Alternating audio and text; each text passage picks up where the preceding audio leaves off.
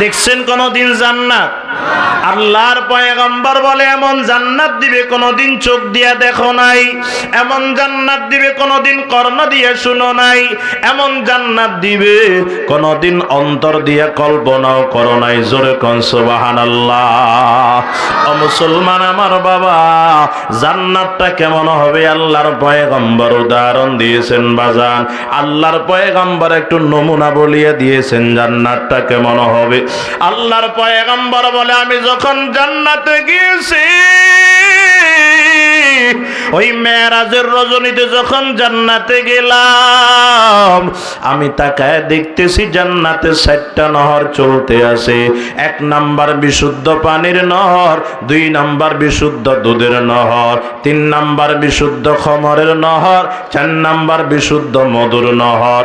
এর মুসলমান আমার বাবা, আল্লাহর পয়গম্বর বলেন এই 7টা নহর আল্লাহ সুন্দর করে সাজায়া রাখলো।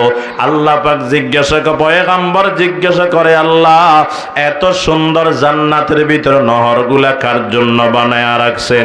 আল্লাহ পাক বলে, ও আমার বন্ধু, যারা আমি আল্লাহকে মানবে, আমার কথা মেনে আমি আল্লাহর দরবারে আসবে, আমি আল্লাহ তাদের জন্য এই 7টা নহরকে ফ্রি করে দিব। জোরে কোন সুবহানাল্লাহ।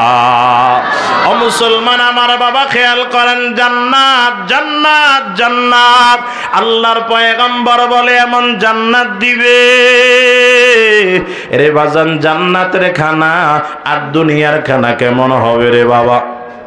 মাইকের আওয়াজ কমে গেল লাগে, হ্যাঁ একটু বাড়াই দেন না ভাই, আমার কষ্ট হইতেছে। হালকা ইকু ছিল, বন্ধ করে দিছেন কা ভাই? জান্নাতের খানা আর দুনিয়ার খানার তফাৎ কেমন? বলে দুনিয়ার খানা, এদিকে তাকান, একটা খানা যদি বান্দা একদিনে একই খানা 5 বার 6 বার 10 বার খাইতে দেয়, মানুষ বিরক্ত হয়ে যাবে, যত ভালো খানা হোক। ফল ফ্রুট, আপেল কমলা, সকাল 7, এদিকে তাকান, সকাল 7টায় দিল আপেল কমলার নাস্তা, সকাল 8টায় দিল আবার আপেল কমলার নাস্তা, 10টায় দিল আবার আপেল কমলার নাস্তা, বিকেলে দিল আবার আপেল কমলার নাস্তা, মাগরিবের পরে দিল আবার আপেল কমলার নাস্তা, এশার পরে দিল আবার আপেল কমলার নাস্তা। খুশি হবে না বিরক্ত হবে? আরে তোর ঘরে কি আপেল কমলা ছাড়া আর কিছু নাই? বিরক্ত হয়ে যাবে। এটা দুনিয়ার খানা, যত দামি খানা হোক, একদিনে একটা খানা যদি 2 4 5 বার 10 বার দেয়, মানুষ বিরক্ত হয়ে যাবে। এদিকে তাকান বাবা, আর জান্নাতের খানা কেমন?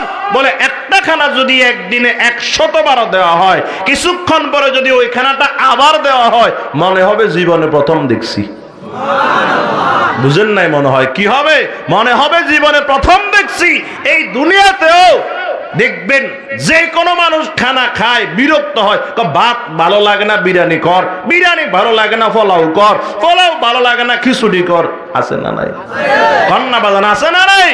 আর মিষ্টি কত খাইব, মিষ্টি বাদ দে, জাল নাস্তা দে, বিরক্ত হয়ে যায়। কিন্তু দুনিয়াতে আল্লাহ একটা নিয়ামত, শুধুমাত্র একটা নিয়ামত এমন দিছেন, 70-80 বছর পর্যন্ত খাইছে, বিরক্ত হয় নাই। আসেনি?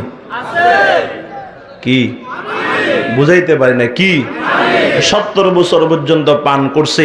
এখন এই 70 বছর বয়সে সকালে কয় তৃষ্ণা লাগছে, ধরেন পানি খাইলো, আবার 8টায় কয় তৃষ্ণা লাগছে, পানি দিল, জোহরের সময় তৃষ্ণা লাগছে, পানি দিল, আসরের সময় তৃষ্ণা লাগলো, পানি দিল, মাগরিবের সময় তৃষ্ণা লাগলো, পানি দিল, এশারের পরে ঘুমাইতে গেছে, আমার একটু তৃষ্ণা লাগছে, পানি দিল। কয়নি আরে এটা কতবার খামু, বাদ দে, আরেকটা দে। কথা কয় না? দে কইছে কোনদিন? কইবে কোনদিন? আরে মরার সময় তো আরে পানি দে। কথা কয় না? দে। সারা দিন রোজা রাখলো, আসরের পরে ওই জমিনের আইল দিয়ে হাঁটে, জমিনের পানি দেখলেও খাই ফেলতে মনে চায়। কথা কয় না? ভিতর তো শুকায় গেছে। এখন ব্লেন্ডার দিয়ে এই বানাইলো তরমুজের শরবত, এই বানাইলো আনারসের শরবত, এই বানাইলো রুয়াবজার শরবত, বেলের শরবত, 5 প্রকারের শরবত বানাইয়া এইভাবে সাজাইছে ইফতারের জন্য। একবারে শেষ মাথায় এই গরিব পানিটা রাখছে। বুঝাইতে পারি না? এখন একটা আজান দিয়ে দিছে মসজিদে, একটা মুখে খেজুর দিয়েছে, এটা চাবাইয়া কয় শরবত দে না পানি দে, কথা কয় না, কি কয়?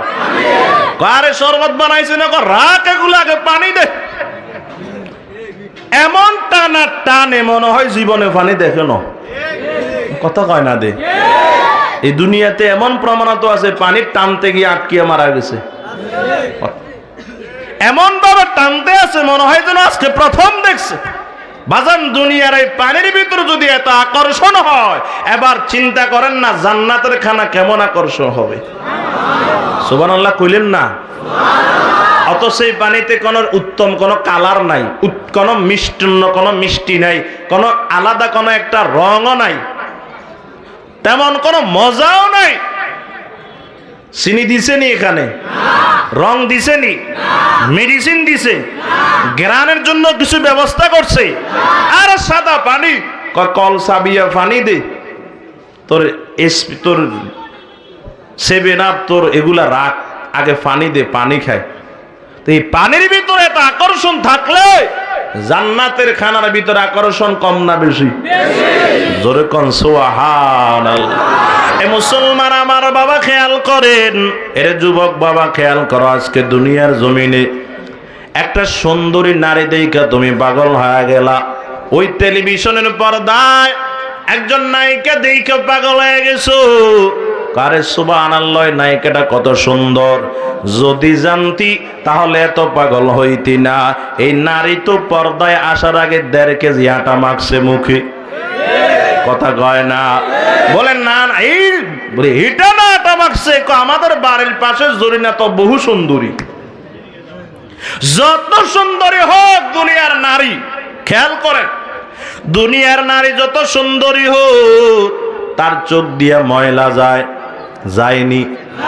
নাক দিয়া ময়লা যায়, মুখ দিয়া ময়লা যায়, মাথার দিক দিয়ে তুমি ফুটা করবা, রক্ত বের হবে নাপাক, হাত ছিদ্র করবা, রক্ত বের হবে, শরীর নাপাক হয়ে যাবে, ওযু ভেঙে যাবে, পাও ছিদ্র করবা, ওযু অবস্থায় রক্ত বের হলে নাপাক, ওযু ভঙ্গ হয়ে যাবে।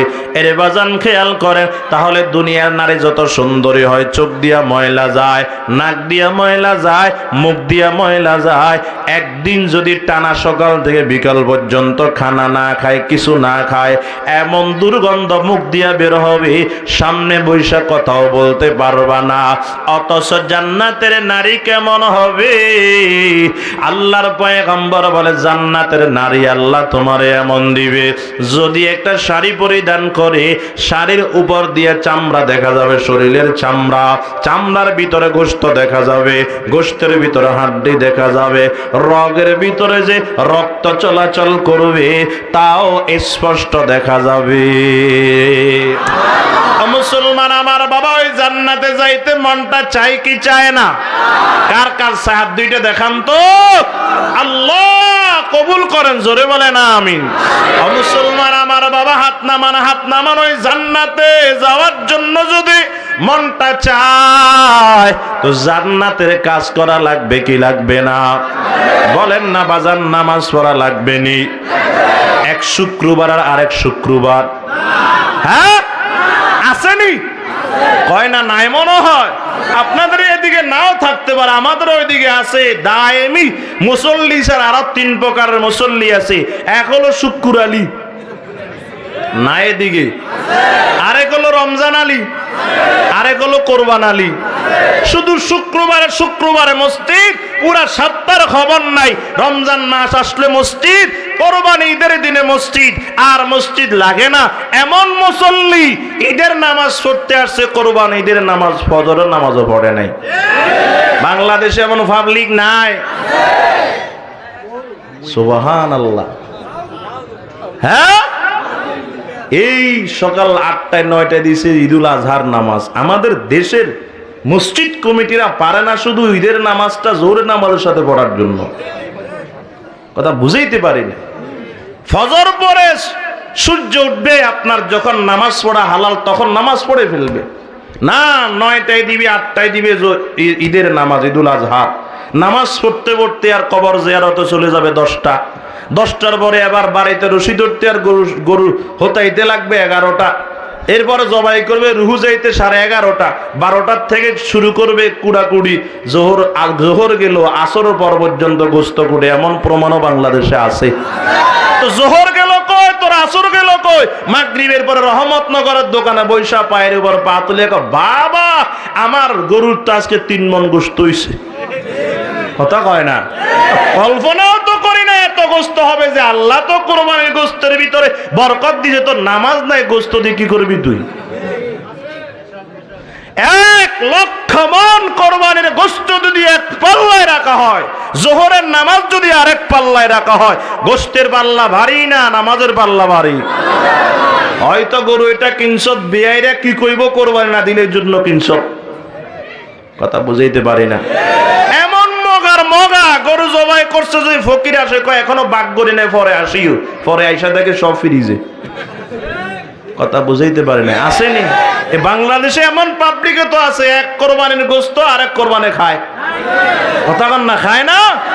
এক ইমাম সাহেবের বক্তব্য রমজান মাসে দিছে গরুর গোস্ত খানার ভিতরে। এই গোস্ত নাকি প্লাস্টিক এগুলা?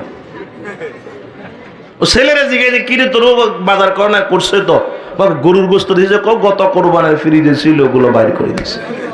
আরেক কোরবানের সামনে 2 মাস আছে। আর এটা হলো বাংলাদেশ। আপনার গরুর সব গোস্ত আপনি ফ্রিজে রাখলে গুনাহ হবে, আমি এটা বলতেছি না।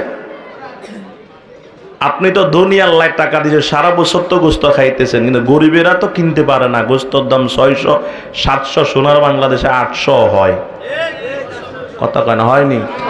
হয়, কিন্তু গরিবেরা তো খাইতে পারে না। আজকে গরুর গোস্ত গুলা দেও না গরিবের। আল্লাহ আপনি আমাদেরকে বুঝার তৌফিক দান করেন। রাগ করতেছেন? আল্লাহ সবাইকে কবুল করেন, জোরে কোন আমিন। তাহলে জান্নাতে যাইতে গেলে নামাজ লাগবে নি? এক কয় ওয়াক্ত? সবাই কয় না, ওই যারা শুক্র আলী এরা কয় না। কয় ওয়াক্ত? আজকে থেকে 5 ওয়াক্ত নামাজ পড়বো। রাজি আছি তো ইনশাআল্লাহ। 24 ঘন্টাকে 2 ভাগে ভাগ করবেন, 1 ভাগে 23 আর 1 ভাগে 1। 1 ভাগে 23 ঘন্টা আর 1 ভাগে 1 ঘন্টা। 24 ঘন্টাকে 2 ভাগে ভাগ করবেন, 1 ভাগে 23 ঘন্টা আর 1 ভাগে 1 ঘন্টা। 23 ঘন্টা নিজের সব কাজে ব্যবহার করবেন, 1টা ঘন্টা আল্লাহকে দিবেন। 5 ওয়াক্ত নামাজ পড়তে সর্বোচ্চ ঠিক করে পড়লে 1 ঘন্টা লাগে। কথা কয় না? 1টা ঘন্টা আল্লাহকে দিয়ে আজকে থেকে নামাজটা আদায় করবেন তো ইনশাআল্লাহ। আল্লাহ সবাইকে আমল করার তৌফিক দেন। আর একটু মহাব্বতে বলো না আমিন। ও মুসলমান আমার বাবা, খেয়াল করেন, এই গেল 1 নাম্বার সবর আলাল ইবাদা, ইবাদতের ক্ষেত্রে সবর। যদি ইবাদতের ক্ষেত্রে সবর করতে পারি, সবর করে ধৈর্যের সহিত যদি ইবাদত করতে পারি, তো পুরস্কার দিবেন আল্লাহ। কি দিবেন? জান্নাত। বলেন কি দিবেন? 2 নাম্বার খেয়াল করেন বাবা, 2 নাম্বার সবর আনিল মাসিয়া। 2 নাম্বার সবর হলো সবর আনিল মাসিয়া, গুনাহের থেকে সবর। এরে বাজান, যার কাছে যৌবন আছে তার গুনাহ করতে মন চাবেই, এটাই স্বাভাবিক, ঠিক নি? তবে একদল যৌবনের তাড়নায় গুনাহ করে ফেলবে, আর একদল গুনাহ করতে চাইলেও গুনাহ করবে না, গুনার থেকে সবর করবে। কথা কোন ঠিক কিনা? এই মুসলমান আমার বাবা, আজকে ডানে তাকাবেন, বামে তাকাবেন, সামনে পিছনে যেদিকেই তাকাবেন শুধু গুনাহ আর গুনাহ। বাজারে পুরুষ যেমন নারীও কম না। এরে বাজান, শুধু পর্দা পরা নারী না, উলঙ্গ নারীও আছে, তাকাইলে গুনাহ হয়ে যায়। এর বাজান শুধু তাই নয়, অনিচ্ছাকৃতভাবে গুনাহ হয়, শুধু তাই নয়, এই সমাজে এমনও আছে পুরুষ নারীকে গুনাহের দিকে ডাকতে থাকে, নারী পুরুষকে গুনার দিকে ডাকতে থাকে। এখন যদি কোনো নারী আপনাকে যদি গুনার দিকে ডাকতে থাকে, যদি গুনার দিকে ডাকতে থাকে, আপনি যদি গুনাহ না করেন, গুনার থেকে যদি সবর করেন, তো পুরস্কার দিবেন কে? এই দুনিয়াতে দিবেন না বাজান। খেয়াল করেন, গুনার থেকে সবর করলে আল্লাহ পুরস্কার কখন দিবেন জানেন? আল্লাহ পাক বলে, ইয়াউমা ইয়াফিরুল মারউ মিন আখিহি ওয়া উম্মিহি ওয়া আবিহি ওয়া সাহিবাতিহি ওয়া বানিহি ইয়াউমা তারাউনাহা তাযহালু কুল্লু মুরদিআতিন আম্মা আরদাআত ওয়া তাযউ কুল্লু যাতি হামলিন হামলাহা ওয়া তারান নাসা সুকারা ওয়া মা হুম বিসুকারা ওয়ালাকিন্না আযাবাল্লাহি শাদীদ। আল্লাহ কখন পুরস্কার দিবেন? যখন সন্তান তার মাকে চিনবে না। ওই হাসর ময়দানের কথা বলতেছি বাজার, যে হাসর ময়দানে সন্তান তার মা বাবাকে চিনবে না, মা বাবা তার সন্তানকে চিনবে না, ভাই ভাইকে চিনবে না, বোন ভাইকে চিনবে না, স্ত্রী তার স্বামীকে, স্বামী তার স্ত্রীকে চিনবে না, এর বন্ধু তার বন্ধুকে চিনবে না। ওই দিন একটা নেকির জন্য যখন সন্তান ধরা খেয়ে যাবে, ডাক দিয়া বলবে, মা দুনিয়াতে আমার জন্য কত কষ্ট করেছো, আমার সুখে সুখী হইছো, আমার দুঃখে দুঃখী হইছো। ও মা, যদি আমি অসুস্থ হইতাম তুমি আমার জন্য রাত্রিবেলা ঘুমাইতা না। ও মা, আমি যদি খানা না খাইতাম আমার জন্য তুমি খানা খাইতা না। ও মা, যদি আমি অসুস্থ হইতাম আমার মাথার কিনারায় বৈশা বৈশা বলতা, আল্লাহ আমার সন্তানরে যত রোগ দিয়েছেন সব আমার দিয়ে দেন, সন্তানরে ভালো করে দেন। এত আদর করতা দুনিয়াতে। মা গো, আজকে তো আমি একটা নেকির জন্য ধরা খেয়ে গেলাম, একটা নেকি দিয়ে আপনি আমার সহযোগিতা করেন। ওই দিন মা বলবে, তুই কে, তোরে আমি চিনি না। অথচ দুনিয়াতে সন্তানের জন্য মা কত পাগল ছিল। আল্লাহ পাক বলে, শুধু তাই নয়, ওই দিন দুনিয়ার জমিনে মায়েরা সন্তানকে যে আদর করেছে, ওই হাসর ময়দানে দুধের সন্তানকে মা ভুলে যাবে। ওরে বাজান, সেদিন গর্ভবতী মায়েরা গর্ভপাত করে ফেললেও টের পাবে না। ওই দিন মানুষগুলা মাতাল মাতাল নেশাগ্রস্তের মতো দৌড়াইতে থাকবে। এমন অবস্থা হবে হাসরের ময়দান, আল্লাহর পয়গম্বর বলেন 9,30,00,000 মাইল দূরের সূর্য এই দুনিয়াতে 9,30,00,000 মাইল দূর থেকে বান্দারে তাপ দেয়, নকল তাপ বান্দা সহ্য করতে পারে না। ওই কঠিন হাসর ময়দানে আল্লাহ ডাক দিবে, ও 9,30,00,000 মাইল দূরের সূর্য, আজকে বান্দার মাথার থেকে 9,30,00,000 মাইল দূরে থাকবা না। আজকে বান্দার মাথার 1 বিঘত উপরে আসো, তোমার ভিতরে যত তাপ আছে আজকে নকল তাপ নাই, সব আসল তাপ ছাড়িয়া দাও। এরে বাজান, হাসর ময়দানে সূর্য যখন কাছে আইসা তাপ দেওয়া শুরু করবে, সূর্যের তাপে মানুষের মাথার মগজগুলা ঠাস ঠাস করে ছুটে যাবে রে বাবা। হাসরের জমিনটা তামা তামা হয়ে যাবে। আল্লাহর পয়গম্বর বলে, কারো কারো ঘাম হবে হাঁটু পর্যন্ত, আবার কারো কারো ঘাম হবে নাভি পর্যন্ত, আবার কারো কারো ঘাম হবে সিনা পর্যন্ত, আবার কেউ কেউ ঘামের ভিতরে আসতে থাকবে রে বাবা। এমন কঠিন মুসিবত, সেদিন কেউ কাউকে চিনবে না, সেদিন কেউ কাউকে আশ্রয় দিবে না রে বাবা। উপরের দিক থেকে নামবে আগুন, নিচের দিকে জমিনটাও তামা হয়ে যাবে। এমন অবস্থা হবে, আল্লাহর পয়গম্বর বলেন, এমন কঠিন, সেখানে ছায়া থাকবে না, বসার জায়গা থাকবে না, বাতাস থাকবে না, মানুষগুলা নেশাগ্রস্তের মতো দৌড়াইতে থাকবে। আল্লাহর পয়গম্বর বলেন, সাবআতুন ইউজিল্লুহুমুল্লাহু ফি জিল্লিহি ইয়াউমা লা জিল্লা ইল্লা জিল্লু ওয়া রাজুলুন দাআতহু যাতু মানসিবিন ওয়া জামালিন ফাকালা ইন্নী আখাফুল্লাহ। এমন কঠিন মুসিবতের ভিতরে আল্লাহ পাক রব্বুল আলামিন ডাক দিয়া বলবেন ওই যুবককে, যেই যুবক দুনিয়াতে গুনাহ দেখিয়াও গুনার দিকে যায় নাই, উচ্চ বংশীয় সুন্দরী নারী ডাক দিছে, আয় মনের চাহিদা মিটায়া দেয়। যুবক বলছে, ইন্নী আখাফুল্লাহ, আমি আল্লাহকে ভয় করি, আমি গুনার কাজ করতে পারবো না। এই ধরনের যুবকদেরকে সেদিন আল্লাহ পাক ডাক দিয়া বলবেন, ওরে যুবকের দল,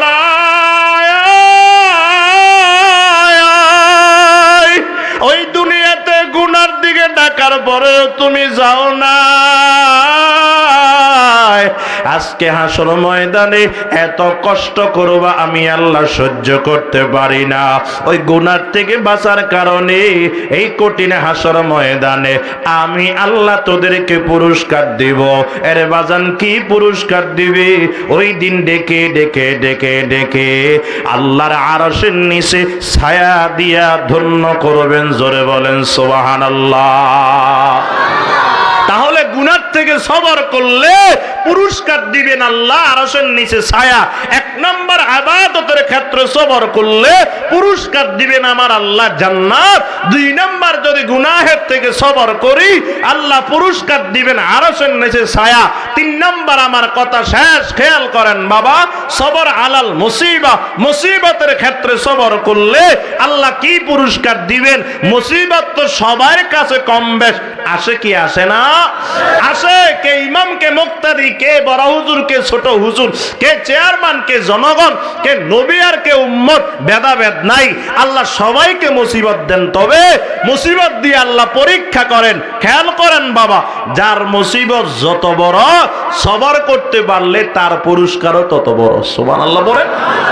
এই মুসলমান আমার বাবা খেয়াল করেন, যখন মুসিবত আসবে ধৈর্য হারা হওয়া যাবে না। যদি ধৈর্য ধারণ করতে পারি আল্লাহ পুরস্কার দিবে রে বাবা। এদিকে তাকান বাজান, প্রসিদ্ধ নবী ইব্রাহিম আলাইহিস সালাতু ওয়াস সালাম আল্লাহ বড় বড় মুসিবত দিয়া পরীক্ষা করছেন, সবগুলা বলার সময় নাই। খেয়াল করেন বাবা, আব্বা কয় মূর্তি পূজা কর, সন্তান আব্বা পারুম না। শেষ পর্যন্ত নমরুদের কাছে পর্যন্ত নিয়ে গেল, তর্ক বিতর্ক হলো, লম্বা কথা আপনারা জানেন। এর বাজান নমরুদ কয় ইব্রাহিম তুমি কি আমার খোদা মানো না? কয় না না। কয় কেন মানো না? কয় আমি যারে আল্লাহ মানি, মালিক মানি, তিনি জিন্দাও রাখতে পারেন, মৃত্যুবরণ করাইতে পারেন। এর বাজান জেলখানা থেকে দুইজন মানুষকে আনিয়া নমরুদ একটারে মারিয়া দিছেন আর একটা সারিয়া দিছেন। কয় যে দেখো আমিও মারতে পারি, আমিও জিন্দা রাখতে পারি। কয় এই মারা আর এই জিন্দা না। কয় কোনটা? কয় আমি যারে মালিক মানি, আমার মালিক প্রত্যেক দিন পূর্ব দিক থেকে সূর্য উঠায় পশ্চিমে ডুবায়। যদি তুমি খোদা হয়ে থাকো আগামীকালকে পশ্চিম দিক থেকে সূর্য উঠাইয়া পূর্ব দিকে ডুবাইবা। কয় আমার 14 গোষ্ঠীও পারবে না। কয় যতদিন পারবা না তোমারে ততদিন খোদাও মানতে পারবো না। জোরে কোন সুবহানাল্লাহ। এ মুসলমান আমার বাবা, পরীক্ষা শুরু হয়ে গেল। কয় ইব্রাহিমকে ধর, আগুনের ভিতরে ফালা। এর বাজান আগুনের ভিতরে এবার ফালাইয়া দিল। লম্বা কথা, কেমনে ফালাইছে? অনেক কথা রে বাবা। আগুনের ভিতরে পড়ছে, বড় একটা মুসিবতের ভিতরে পড়ছে রে বাবা। পরীক্ষা শুরু হয়ে গেল। আগুনের ভিতরে পড়িয়া ইব্রাহিম আলাইহিস সালাম কোন প্রকারের বাজান পেরেশান হন নাই, ধৈর্য হারা হন নাই রে বাজান। ওই আগুনের ভিতরে পড়ার আগে যেই মালিকের জিকির করত, আগুনের ভিতরে পড়িয়াও বান্দা ওই মালিকের জিকির করা শুরু করে দিল। আল্লাহ পাক বলে কুলনা ইয়া নারু কুনি বারদাও ওয়া সালামান আলা ইব্রাহিম। আল্লাহর ওয়াদার মতো এর বাজান আগুন আর আগুন থাকে নাই, বারদান সালাম হয়ে গেল, আরামদায়ক ঠান্ডা হয়ে গেল। এমন ঠান্ডা ইব্রাহিম আলাইহিস সালাম বলে আগুনের ভিতরে পড়িয়া এমন শান্তি পাইছি দুনিয়াতে আর কোনো দিন এমন শান্তি পাই নাই। সুবহানাল্লাহ বলেন। পরীক্ষা আসছে, পরীক্ষার ভিতরে পাস না ফেল, কন্যা কন্যা পাস না ফেল, পাস। পরীক্ষা আসবে, মুসিবত আসবে। এই মুসিবত আল্লাহ দিবেন বিভিন্ন দিক দিয়ে। অনেক লম্বা কথা। আল্লাহ বলেছেন ওয়ালা নাবলুয়ান্নাকুম বিশাইইম মিনাল খাউফি ওয়াল জুই ইলা আখিরিল আয়াহ। শেষ পর্যন্ত আল্লাহ তাআলা লম্বা কথা এখানে আছে, অনেকগুলা পরীক্ষা আছে। যেই প্রকারের পরীক্ষা আসুক, যেই প্রকারের মুসিবত আসুক, ধৈর্য ধারণ করব, চাবো কার কাছে? বলেন কার কাছে? আল্লাহ দিতে পারে তো ইনশাআল্লাহ, অবশ্যই পারে। এজন্য সহযোগিতা চাবো আল্লাহর কাছে। মাধ্যম লাগবে দুইটা, এক নাম্বার সবর, দুই নাম্বার হলো নামাজ। সবর এবং নামাজ দিয়ে আল্লাহর কাছে চাইবো। নামাজ তো দিয়ে চাবো, আগে নামাজ শিখা লাগবে। কথা বলেন ঠিক কিনা? নামাজ কই শিখবো? বলে নামাজ তো আমার বাজারে গেলে শিখায় না, নামাজ তো আমার রাস্তায় হাঁটলে শিখায় না, ময়দানে ঘুরলে শিখায় না। নামাজ শিখার জন্য প্রতিষ্ঠান আছে না নাই? কথা কন না, আছে না নাই? এই রহমতনগর জামিয়া আরবিয়া রহমতনগরে দেখবেন ছোট্ট ছোট্ট সন্তান দ্বিতীয় শ্রেণী তৃতীয় শ্রেণী হেফজখানা পড়ে। নামাজের যে সমস্ত প্রাথমিক মাসালা আছে সবগুলা মুখস্থ আছে। কথা কন ঠিক কিনা?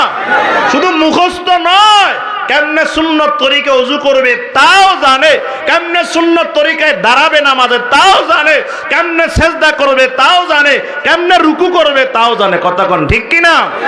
অথচ এই জমিনে এমন লোক আছে 60 বছর হয়ে গেছে সুন্নত তরিকায় ওযু করতে জানে না। কথা কন না কেন? আছে না নাই? তাই এই মাদ্রাসা যেখানে সুন্নত শিখায়, যেখানে কোরআন শিখায়, যেখানে একদম ছেলেকে মানুষের মতো মানুষ বানায় দিতে পারে, এই প্রতিষ্ঠানের দরকার আছে না নাই?